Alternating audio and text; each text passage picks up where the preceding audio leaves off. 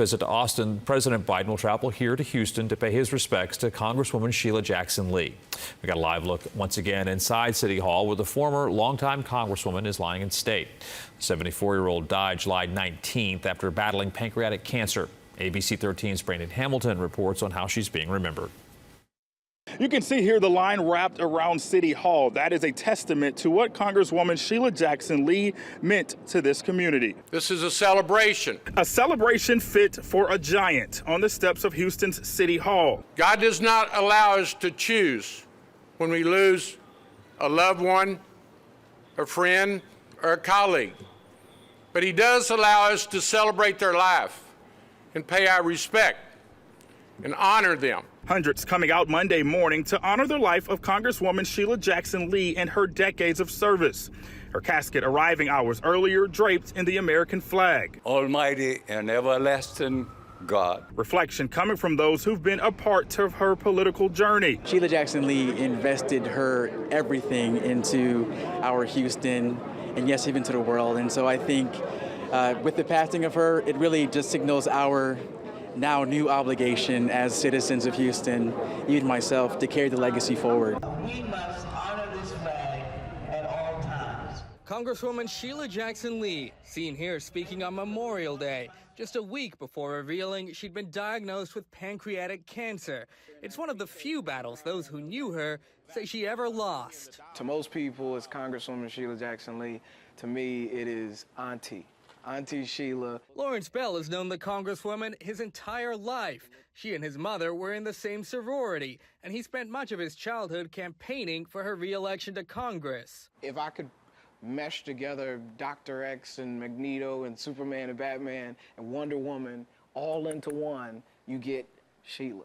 She is the hardest working politician that I've ever seen. Maxine Lane Seals met Jackson Lee in 1980, before she'd been elected to anything. Her first 3 bids for judge failed before being appointed a municipal judge in 1987, and then winning an at-large position on Houston City Council in 1989. That we have to overcome. Making her Houston's first African-American woman to hold a citywide office. She was my first client. UH political science professor Nancy Sims advised Jackson Lee during that council race. She hired me because the quote-unquote guys wouldn't work for her. And there weren't a lot of options.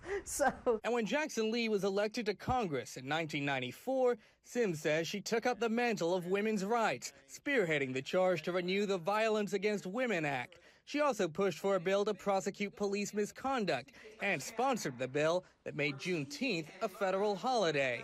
She's a person that just have to be out there, have to be working. Evident by her frequent appearances at funeral and church services around her district. For Sheila, you can be assured if you called her, she was going to be there. But Lane Seals, a longtime North Forest ISD school board member, is most grateful to the Congresswoman for trying to save the district before it was dissolved in 2013.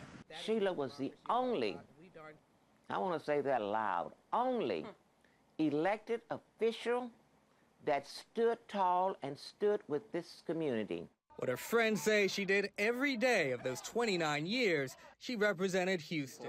To her sorority sisters of Alpha Kappa Alpha. Sheila Jackson Lee was a milestone for all of us that grew up, and being an Alpha Kappa Alpha woman, she wore the title very well. The sentiment from everyone, because she gave so much to Houston, being here to honor her life was the least they could do. Congresswoman Sheila Jackson Lee will lie in state here inside the rotunda until 7 this evening.